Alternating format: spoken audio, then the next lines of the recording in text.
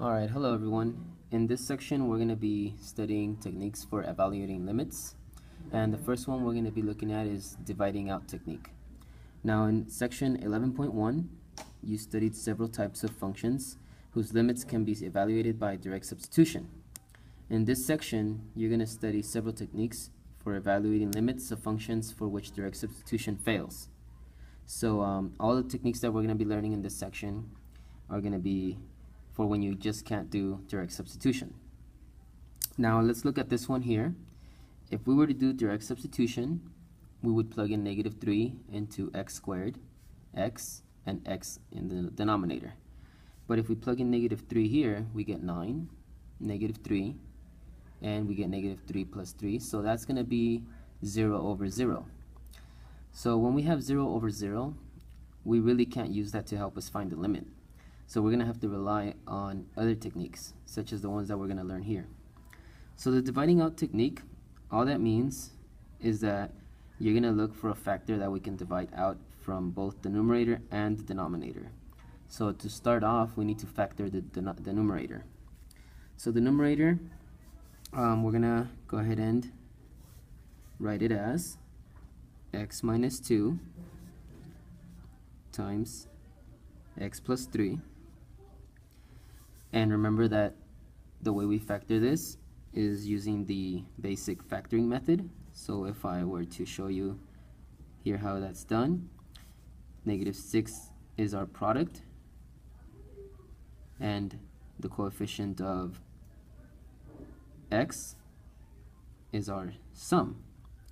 So when we find two numbers that multiply to give us -6 and add to give us 1, they would be 3 and -2.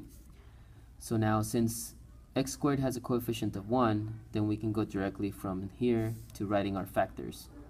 If it didn't have a coefficient of 1, then you would need to do the generic rectangle to come up with your factors. You can still do it in this case. You will see that we fill in our x squared and our -6, and then 3 and -2 are our x terms. And if we come up with our factors, they are the dimensions of this area model. So it would be x and x plus 3 and -2. So you can see here that you still come up with the factors that we came up with. You can still do this. If you want to be on the safe side, just do it every single time and you'll still get your factors. Now we move on. The bottom is x plus 3, and here we can see that x plus 3 and x plus 3 can be divided out.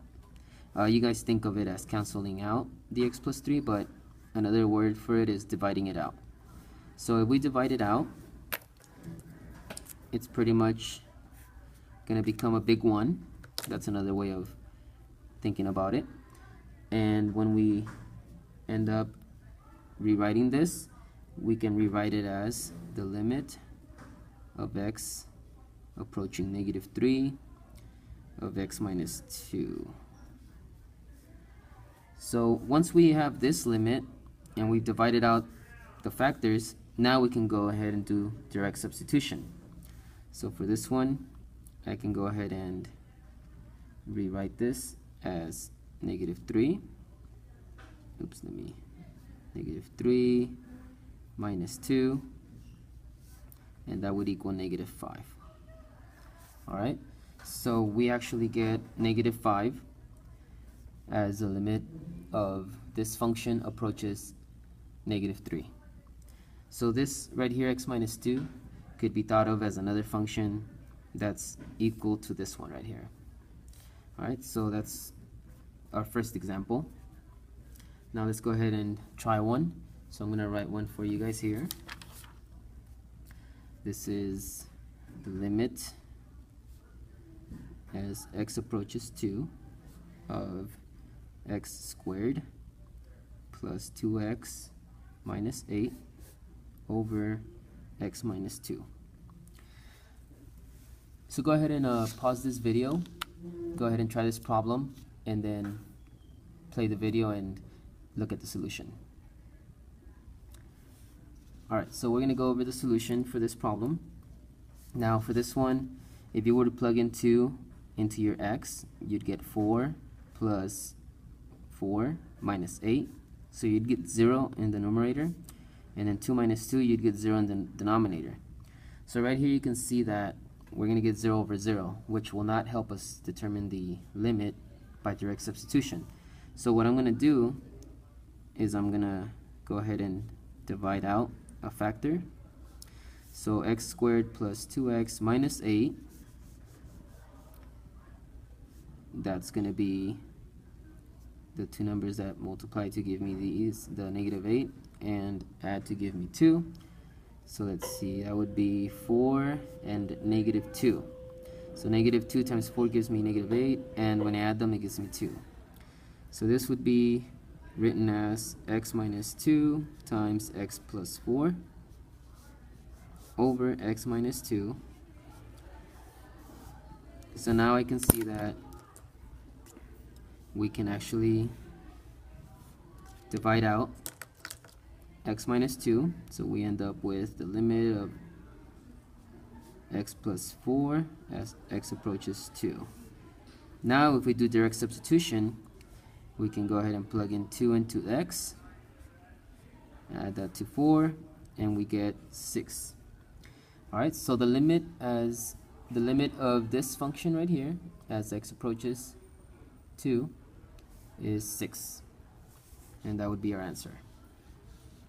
So that's the dividing out technique. I'll go over one more example. So here's the limit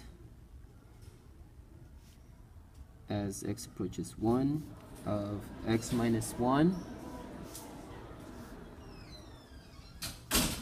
over x cubed minus x squared plus x minus 1. So on the next video, I will go ahead and continue this solution.